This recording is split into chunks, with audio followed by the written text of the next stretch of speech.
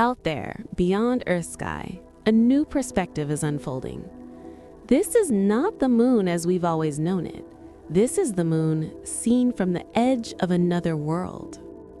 Captured during the journey of Artemis I, these moments reveal something few humans have ever witnessed.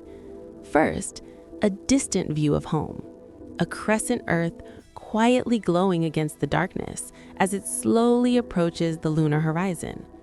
This is the edge of two worlds, where our planet prepares to disappear behind the moon. And then, the moment arrives. Earthset. Our blue world slipping away behind a rugged, cratered landscape. Sunlight fades across its surface while night begins to take hold. For a brief moment, everything we've ever known vanishes from sight. But the moon has its own story to tell.